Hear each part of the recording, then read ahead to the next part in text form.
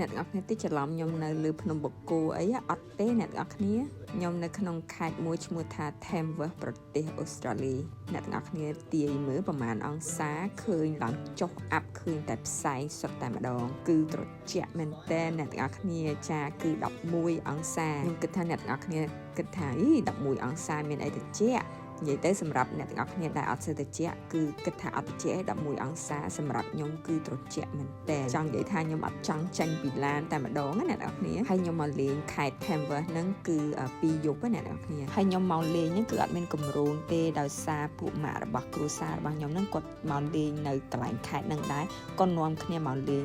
ជុំគ្នាតែម្ដងប៉ុន្តែសួរថាវាពិសេសឬអត់ខ្ញុំគិតថាវាអត់មានអីពិសេសទេអ្នកទាំងអស់គ្នាគ្រាន់តែថាពេលដែលយើងមកកន្លែងថ្មីវាប្លែកភ្នែកអ្នកទាំងអស់គ្នាហើយ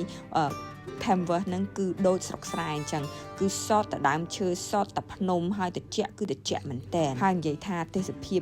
ក្នុងក្រុងក្នុងអីគឺអត់មានទេអ្នកទាំងអស់គ្នាអានេះគេហៅក្រុងកុំច្រឡំថាខេត្តដូចខ្ញុំនិយាយគឺអត់ទេនេះគឺជាទីក្រុង Tamworth ប៉ុន្តែខ្ញុំហៅថាខេត្តដោយសារវាសោះក៏ក្រោះមែនតើគឺវា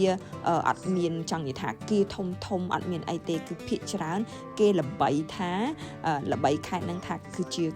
country music អ្នកទាំងអស់គ្នាកន្លែងគេប្រគំតន្ត្រីស្រុកស្រែគឺល្បីមែនតែនធំជាងគេនៅក្នុងប្រទេសអូស្ត្រាលីអញ្ចឹងមួយឆ្នាំម្ដងអ្នកដែលគាត់ចង់ស្ដាប់តន្ត្រីស្រុកស្រែអ្នកទាំងអស់គ្នាគឺគាត់មក Tamworth ហ្នឹងហើយគឺមនុស្សច្រើនមែនតែនអ្នកទាំងអស់គ្នាភាគច្រើនគឺសន្តាគារអូតែលអីគឺកក់អស់ដាច់តែម្ដង